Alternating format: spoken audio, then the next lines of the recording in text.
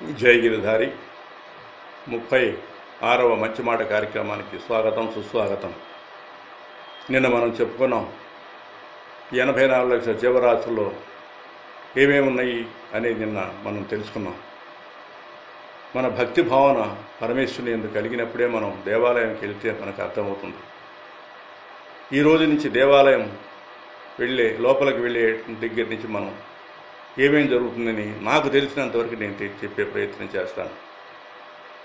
మనం ముందుగా దేవాలయంలో ప్రవేశించేటప్పుడు ఏం చేస్తాం? మనం చెప్పులు బయట విడుస్తాం. చెప్పులు ఎందుకు విడవాలి చెప్పండి.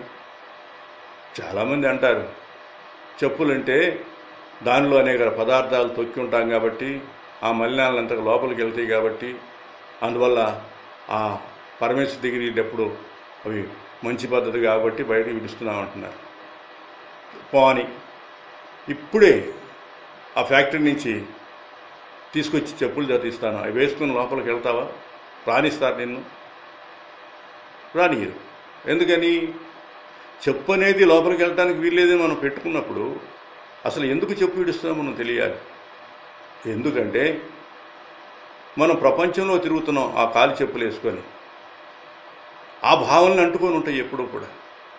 నేను, నాది, నా వాళ్ళు, నా బంధాలు అంటూ పెనవేసి తిరుగుతున్నాం కాబట్టి అందరితో మనం కలిసి వెళ్తున్నా కూడా నువ్వు ఒంటరిగా వెళ్తున్నావు తప్ప ఇంకోటి కానే కాదు, ఎవరికి వాళ్ళే వెళ్తున్నాం. అందువల్ల ఆ ప్రపంచ వాసనలన్నీ వదిలేసి పరమాత్మ వాసనతో మనం ముందుకు వెళ్ళాలి అనే భావంతో చెప్పులు అక్కడ వదిలేస్తున్నాం.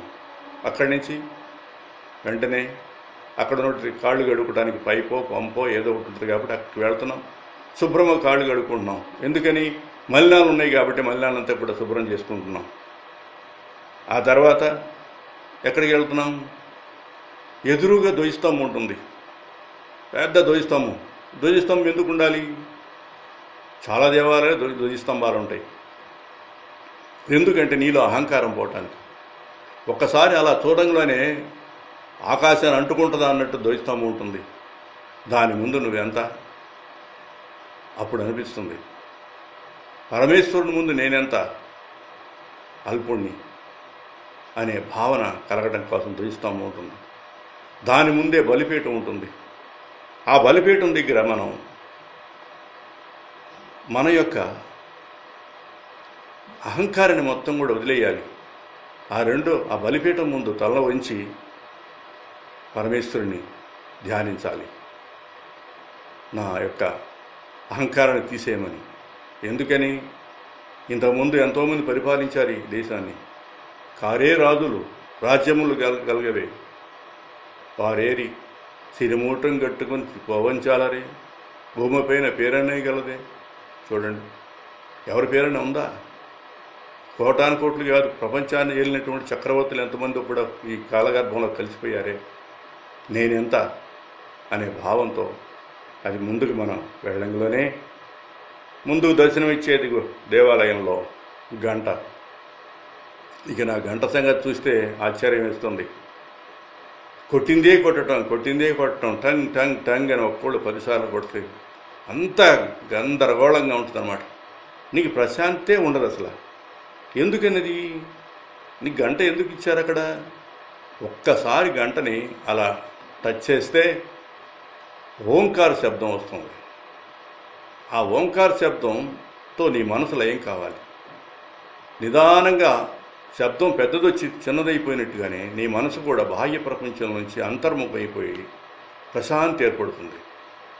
అందుకే మనం మన యొక్క ఆలోచనలు మార్చుకోవడం కోసమే ఒక్కొక్కటి ఆలయ దాంట్లో పెట్టడం జరిగింది.